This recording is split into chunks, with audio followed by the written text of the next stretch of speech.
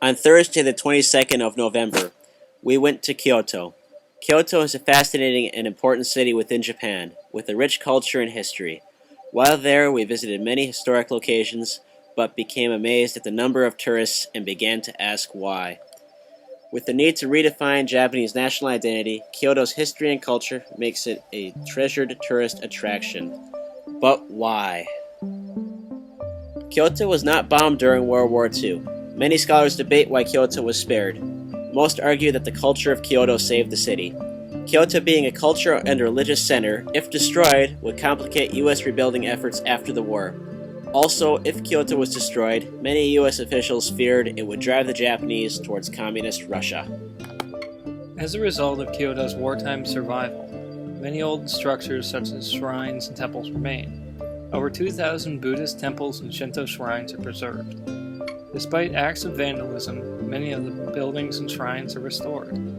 The Japanese government spends a great deal of money on restoring and maintaining historical structures.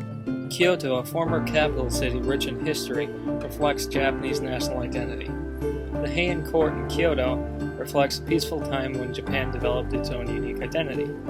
For example, hiragana, katakana, tea ceremony, and no plays all emerged out of this period. These developments moved Japan away from Chinese and Korean influence and still exist today. Kyoto's historical buildings provide a direct link to the history important to Japanese identity. As a result, most Kyoto tourist guides feature imagery of temples, shrines, beautiful natural settings, and geishas, which appeal to Japanese who may want to reconnect with their own Japanese identity. A majority of the tourists are Japanese, with a smaller number of foreigners.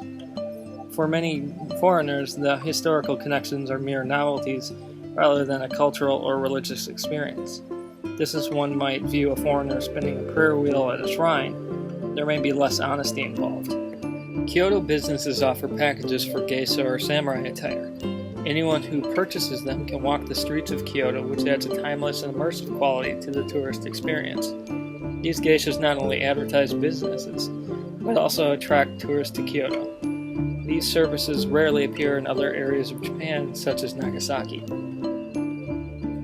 Currently, Kyoto is known for the Kyoto Protocol, an international agreement limiting greenhouse gas emissions by 5%. However, in Nagasaki, the Nagasaki Foundation for the Promotion of Peace Movements concentrate around the Atomic Bomb Museum, Peace Park, Urakami Cathedral, and National Peace Memorial Hall.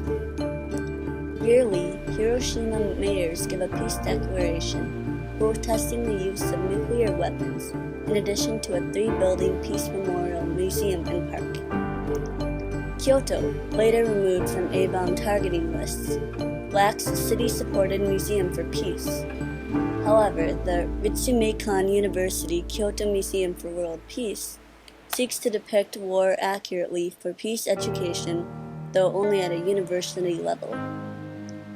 At a political level, Kyoto held a conference on disarmament, aiming to reduce access to nuclear, biological, chemical, and small weapons for terrorists.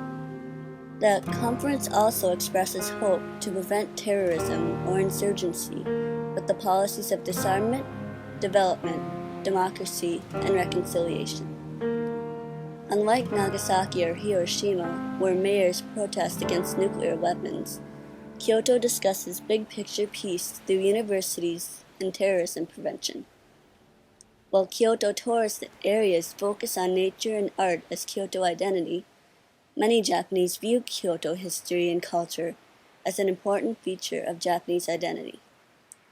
The hibakusha, or atomic bomb survivors in Nagasaki and Hiroshima, also wish to explain what it is like to be Japanese as a victim, survivor, and rebuilder of Japan. Each city wishes to construct Japanese national identity in the world, whether as a survivor or artistic academic. Kyoto provides Japanese an unbroken link to the past due to the lack of bombing. The buildings and culture within Kyoto allow Japanese to reconnect with the beginning of Japanese national identity. Nagasaki provides the link to the outside world, where many foreign inventions and ideas entered Japan. Nagasaki was also destroyed by foreigners, which creates a unique site for peace processes. Both Kyoto and Nagasaki influenced Japanese national identity and together explain what it means to be Japanese.